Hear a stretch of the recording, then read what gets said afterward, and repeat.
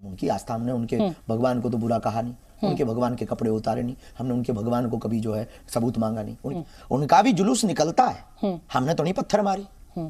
उनकी भी वार्ता यात्राएं होती हैं, हमारे भारत के मंदिरों के पैसों से होती हैं, हमने तो कभी उंगली नहीं उठाई।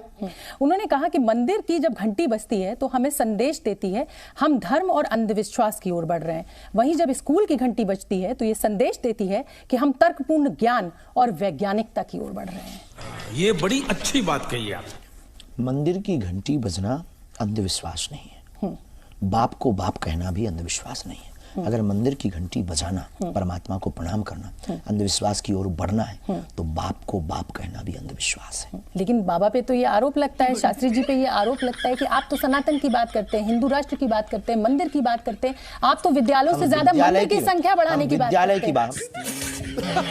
तो दोस्तों फाइनली वीडियो के क्लिप देखकर आप समझ गए होंगे कि आज की वीडियो किस टॉपिक पे होने वाली है, और ये वीडियो मैं आपको पूरा दिखाने वाला हूँ।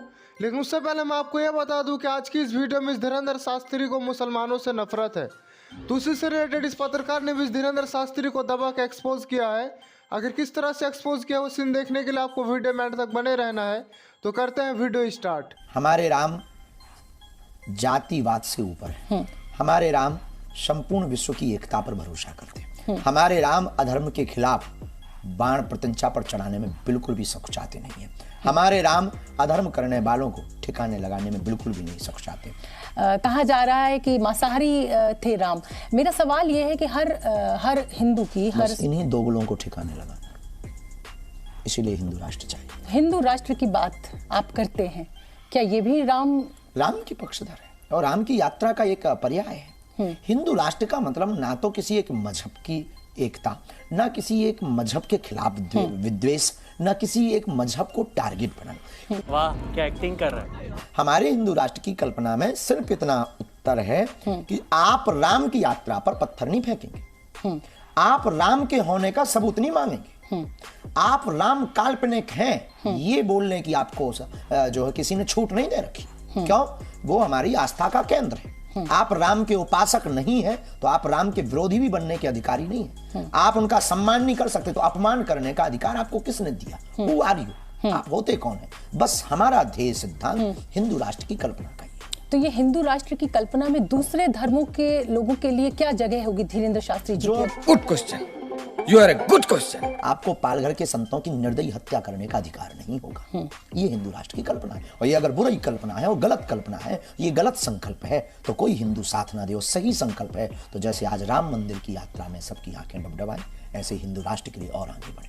तो क्या ये मान लें कि राम मंदिर बन जाने से हिंदुत्व का, सनातन का मिशन पूरा हो जाएगा या कुछ बाकी रह जाएगा? ये फंस गया सीएम। हमारे राम मंदिर के जन्मभूमि पर जहां प्रभु श्री राम कई हजार वर्षों से ऋग्वेद, उनकी आस्था, हमने उनके भगवान को तो बुरा कहा नहीं, उनके भगवान के कपड़े उतारे नहीं, हमने उनके भगवान को कभी जो है सबूत मांगा नहीं, उनके भगवान के खिलाफ बोले नहीं, उनके भगवान के ऊपर हनुमान जी बैठाए नहीं।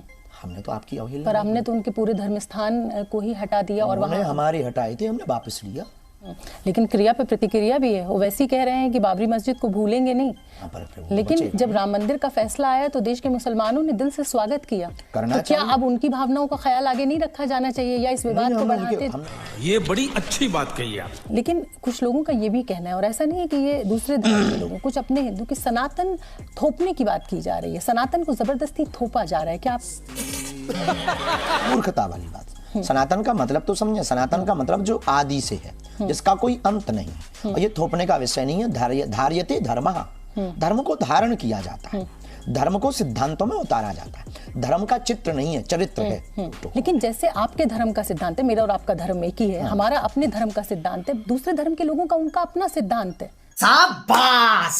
तो दोस्तों जैसे कि इस महिला पत्रकार ने धीरेन्द्र शास्त्री को बताया कि जैसे तुम्हें अपना धर्म मानने का अधिकार है, उसी तरह सेम सबको अपना धर्म मानने का अधिकार है।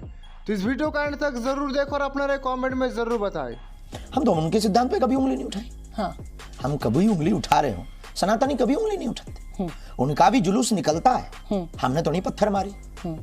उनकी भी वार्ता यात्राएं होती हैं, हमारे भारत के मंदिरों के पैसों से होती हैं, हमने तो कभी उंगली नहीं उठाई।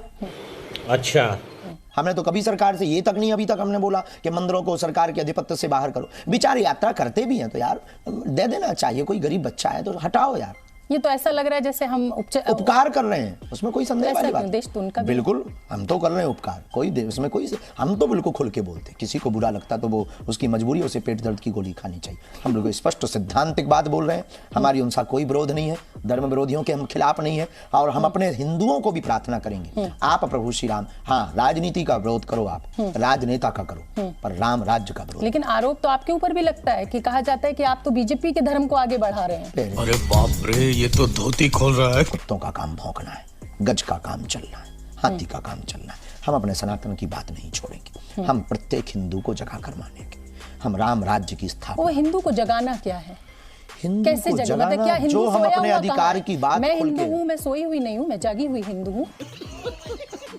हिंदू को जगाने का मतलब है हमारे साथ अगर कोई बर्बरता कर रहा तो हम सबसे हिंदू, अगर वो गलत कर रहा कोई दूसरे मजहब का या दूसरी व्यक्ति या दूसरे समुदाय का, हम उसको पुरजोर तरीके से अपने पक्ष वाले को सपोर्ट देकर। लेकिन शास्त्री जी, अगर इस तरह हम हिंदू इस तरह से तलवार उठा लें या शस्त्र उठा लें, भाला नहीं, चलिए हम अगर कोई हमारे साथ बर्बरता कर रहा है और हम उसका जवाब दे रहे तो कानून का राज खत्म हो जाएगा। जवाब को मार। शाबाश बेटा। रामचरितमानस को फाड़ा गया, कहां गया तुम्हारा कानून? क्यों नहीं सुना? क्यों खुलेआम दलाक रहा, दहाड़ रहा? राम को काल्पनिक कहा और ये राम के ऊपर न जाने कितनी उंगलियां उठाई, राम मंदिर को न जाने क्या क्या कहा, कहां गया कानून? तो किसकी कमी है ये? अपनी और आपकी और हमारी। कैसे?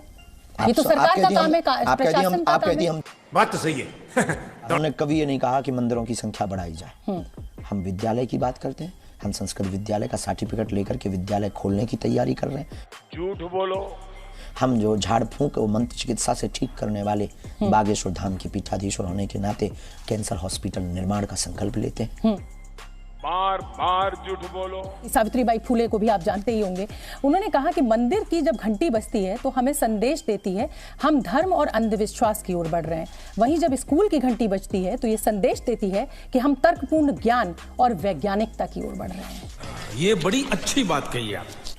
मंदिर की घंटी बजना अंधविश्वास नहीं है, बाप को बाप कहना भी अंधविश्वास नहीं है। अगर मंदिर की घंटी बजाना, परमात्मा को प्रणाम करना, अंधविश्वास की ओर बढ़ना है तो बाप को बाप कहना भी अंधविश्वास है। लेकिन बाबा पे तो ये आरोप लगता है, शास्त्री जी पे ये आरोप लगता है कि आप तो सनातन की बात करते हैं, हिंदू राष्ट्र की बात करते हैं, मंदिर की बात करते हैं, आप तो विद्यालयों से ज्यादा मंदिर की संख्या बढ़ाने की बात करते हैं। धंधा बंद करवाएगा क्या? नहीं। तो दोस्तों, ये धीरेन्द्र शास्त्री मेरी नजर में बाबा नहीं बल्कि पूरा का पूरा ढाबा है। तो इस धीरेन्द्र शास्त्री के लिए आप लोग क्या कहेंगे हमें कमेंट करके जरूर बताना, और वीडियो पसंद आई हो तो वीडियो को लाइक एंड चैनल को जरूर सब्सक्राइब करें, क्योंकि हमारे इस चैनल पर आपको इस तरह के वीडियो मिलते रहते हैं। और जल्दी मिलते हैं नेक्स्ट वीडियो में, तब तक के लिए अपना ख्याल रखें, बाय बाय।